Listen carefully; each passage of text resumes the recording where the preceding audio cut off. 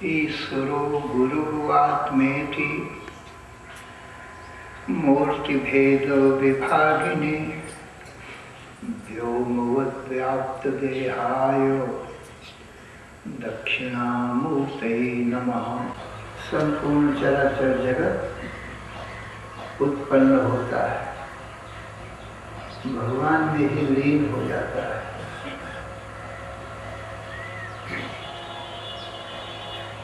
तो भगवान के इस भागवत के प्रथम श्लोक में भगवान के 3 प्रकार के स्वरूप बताए गए। एक तो निर्गुण निराकार, दूसरा सगुण निराकार, तीसरा सगुण साकार। तो जो शुद्ध सच्चिदानंद घन ब्रह्म है वो भगवान का निर्गुण निराकार स्वरूप है, और जो माया रूपी पत्नी को स्वीकार करता है, मायापति होता है भगवान, तब वो सगुण निराकार है। और जब राम कृष्ण विष्णु आदि आकार धारण कर लेता है, अवतार ग्रहण करता है, तो सगुण साकार कहलाता है। सगुण साकार में ही सारा व्यवहार होता है।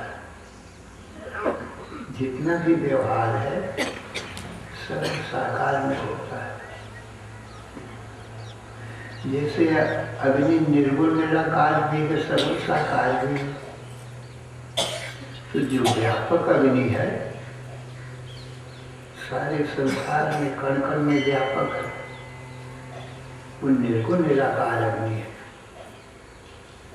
और जो ईंधन में या दीपक में या सूर्य में प्रकट हो जाती है तब सगुण साकार कहलाती है।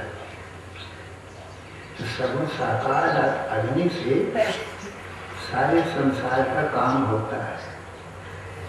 ठंडी लगी हो तो ईंधन में जला करके भाप लो, ठंडी दूर हो जाएगी। चूल्हा में जला करके और कच्चा भोजन उसको पका लो, रोटी दाल चावल बना लो, साग सब्जी बना लो।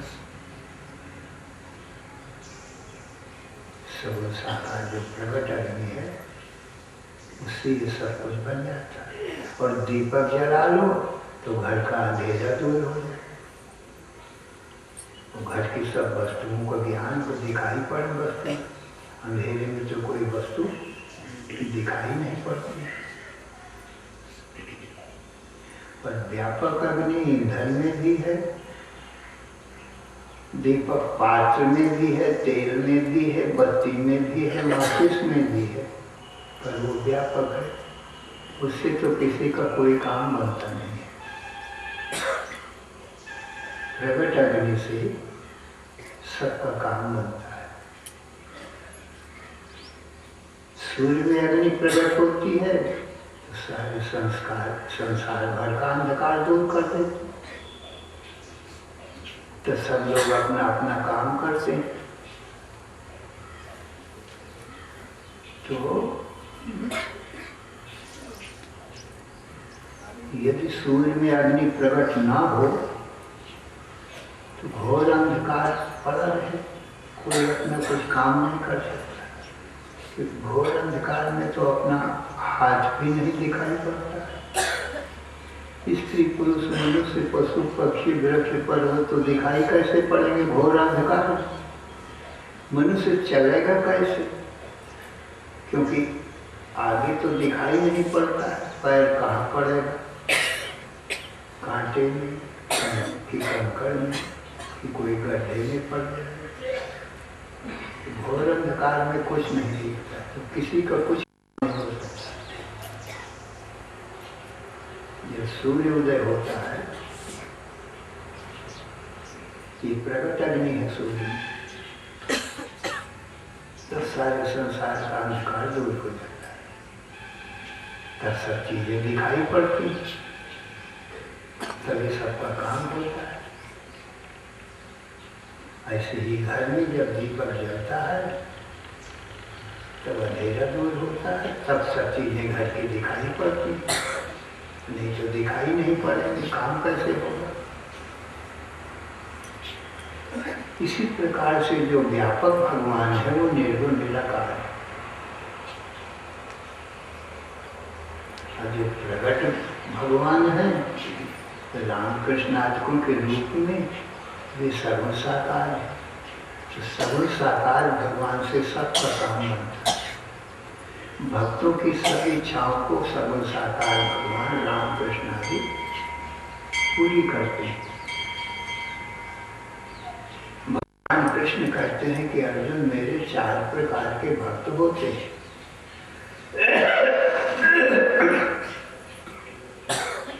चतुर्विधा भजन्ते माम जना सुकृत नोर्जुन, आर्तो जिज्ञासुरर्थार्थी ज्ञानी च भरतर्षभ।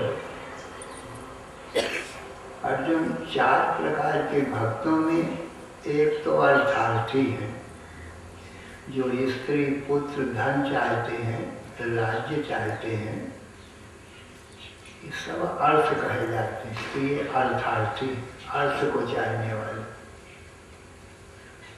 तो भगवान कहते हैं कि उनकी मैं सारी इच्छाओं को पूरी करता हूँ। कोई मुझसे सुंदर स्त्री मांगते हैं, हे प्रभु मुझको सुंदर स्त्री दो, बाहर से भी खूब सुंदर हो देखने में और भीतर से भी बहुत सुंदर हो, आज्ञाकारिणी हो, कटु वचन न बोलती हो, और जैसे मैं आपका भक्त हूँ ऐसी मेरी पत्नी भी आप प्रभु का भक्त हो गए। ऐसी पत्नी भगवान से मांगते हैं तो भगवान उसको मनचाही स्त्री दे देते, बाहर से भी सुंदर और भीतर से भी सुंदर, मीठी वाणी बोलने वाली, आज्ञा करने वाली और भगवान की भक्त। और जिसकी पत्नी है पर पुत्र नहीं है,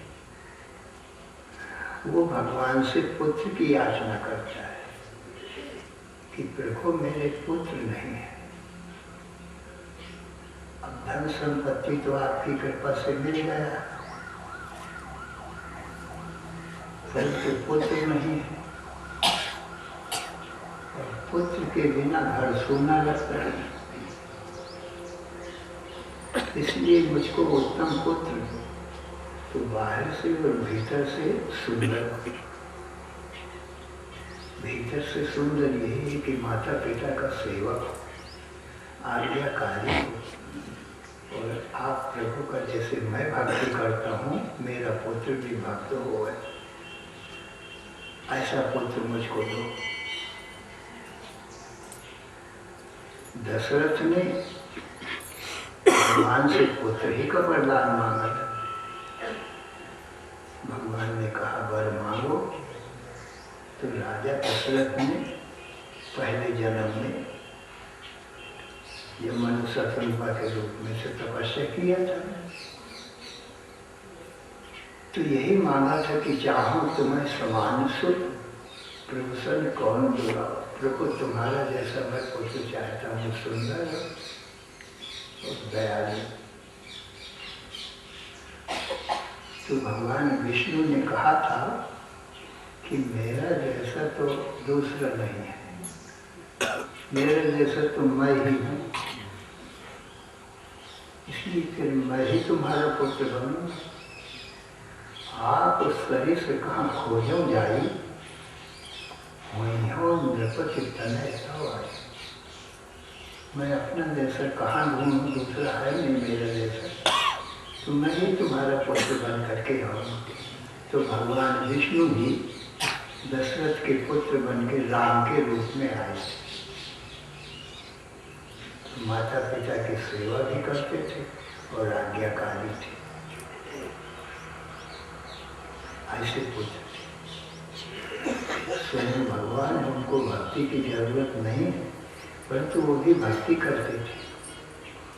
लोक शिक्षा के लिए कि पुत्रों को माता पिता की सेवा करनी चाहिए, क्योंकि वेद में लिखा है मातृ देवो भव, पितृ देवो भव, आचार्य देवो भव, अतिथि देवो भव, सत्यम वद धर्मं चर स्वाध्यायान् मा प्रजा देवप्रीति कार्याभ्याम न प्रमुदितव्यम श्रद्धया देयम अश्रद्धया देयम। ऐसा लिखा है कि माता पिता देवता है, आचार्य देवता है, अतिथि देवता है। इनकी सेवा करनी चाहिए पुत्र को, कैसे जैसे देवता की सेवा करती ऐसी सेवा करना चाहिए। तो भगवान राम पुत्र बन के आए हैं तो माता पिता की ऐसी ही सेवा करते हैं देवता के समान, और उनकी आज्ञा मानते हैं। तो पुत्रों को शिक्षा देने के लिए ही भगवान तो जगत पिता है, परंतु पुत्रों को शिक्षा देने के लिए पुत्र बन के आए हैं। फिर सखाओं को शिक्षा देने के लिए सखा बनते हैं। सखा नाम साथी का है, मित्रों का। तो बहुत मित्रों के साथ में, साथियों के साथ में, लड़कों के साथ में राम खेलते हैं, बराबरी का व्यवहार रखते हैं। भोजन का समय हो रहा है परंतु भगवान बालकों के साथ में खेल रहे हैं।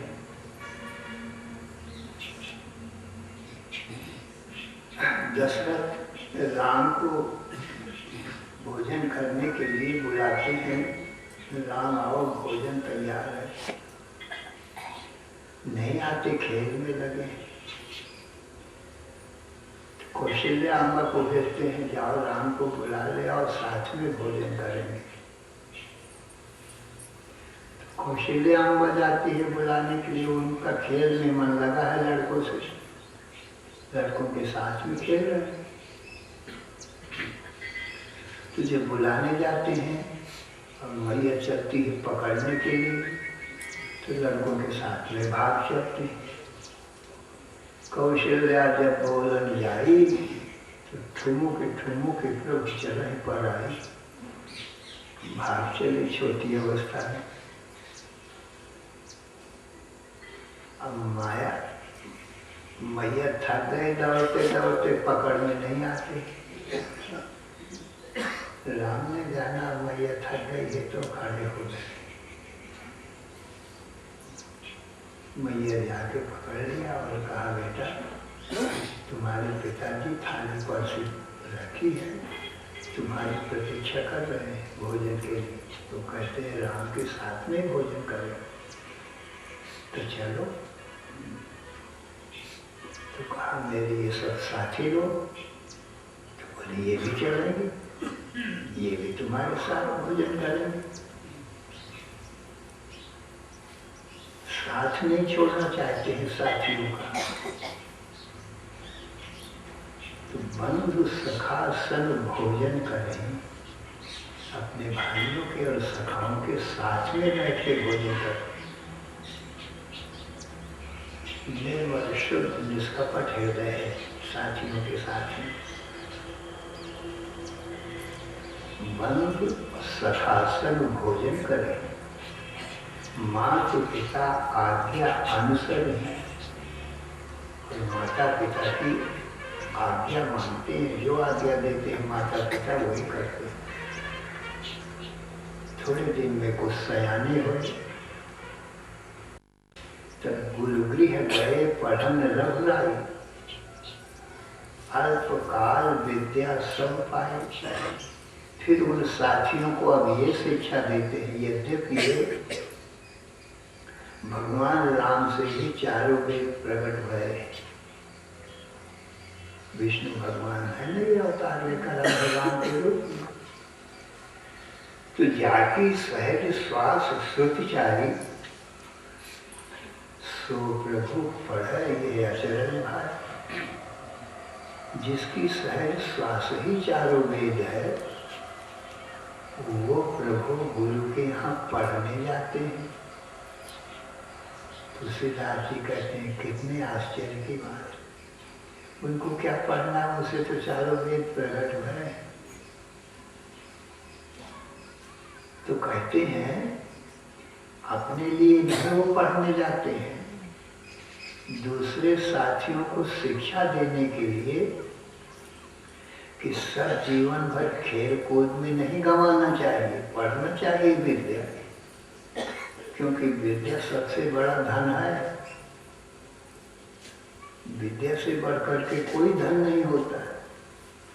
बाहरी धन तो चोर भी चुरा सकता है,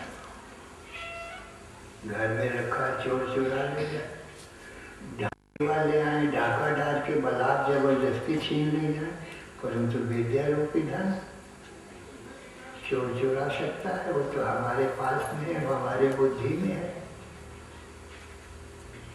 डाकू छीन सकता है इस विद्या रूपी धन को। सभी धनों में विद्या धन श्रेष्ठ है, और जिसके पास विद्या है वो जंगल में भी बैठ जाए तो बड़े बड़े राजे महाराजे उसके पास जाते हैं, आज्ञा मानते हैं कि प्रभु सेवा बताओ। इस साधु महात्माओं के पास में क्या है? विद्या धन है, भक्ति का धन है भगवान की। तो सब लोग उनके पास जाते हैं और ज्ञान सीखते हैं। विद्या नाम ही ज्ञान का, क्योंकि भगवान का ज्ञान हो जाए तो फिर पूर्ण हो जाए, कुछ कमी न रह जाए। इसलिए राम अपने लिए नहीं पढ़ते, दूसरे साथियों को सिखाने के लिए पढ़ने जाते हैं कि भाई पढ़ना चाहिए, सबसे बड़ा विद्या धन है। तो देखो मैं पढ़ने जाता हूँ तो तुम लोग भी पढ़ने चलो। तो सब साथियों को भी ले जाते हैं गुरु के यहाँ पढ़ने के लिए। वेद में तो सब कहा है कि माता पिता की सेवा करो, वाणी से उपदेश दिया है, और पढ़ना चाहिए, वेद में ये लिखा है। परंतु करके बताने के लिए, करके तो नहीं बताया गया वेद में, तो जो वेद में लिखा है उसको करके बताने के लिए स्वयं राम विद्या पढ़ने जाते हैं। वेद में तो खाली राम की वाणी कहा है, करके नहीं दिखाया। आप करके दिखाते, मनुष्य अवतार ले करके। जो तुम कहा हो करहो सब साचा, जस काछी तस चाहिए नाचा। जो तुम कहते हो राम वही करके दिखाते हो। जैसा देश बनावे वैसा ही नाचना चाहिए। तो अपने लिए वो नहीं पढ़ते हैं,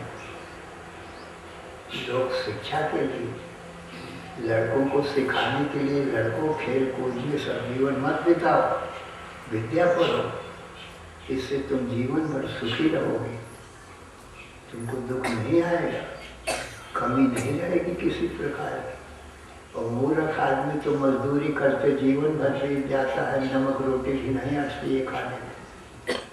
और विद्वान मालामाल रहता है, कुछ भी ना हो विद्वान के पास, जंगल में बैठा है तो कभी नहीं। विद्वान जंगल में पहुंच जाए तो भी कोई कमी नहीं। इसलिए राम दूसरों को, जैसे संगीत का कोई जानकार है और दूसरे को सिखाना हो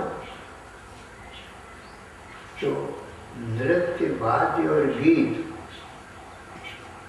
तीनों को मिलाकर संगीत नाम पड़ता है। नृत्य माने नाचना, और वाद्य माने बाजा बजाना, और गीत माने गाना गाना। तीनों को मिला करके संगीत नाम पड़ता है। तो कोई संगीताचार्य हो तो दूसरे लड़कों को सिखाना हो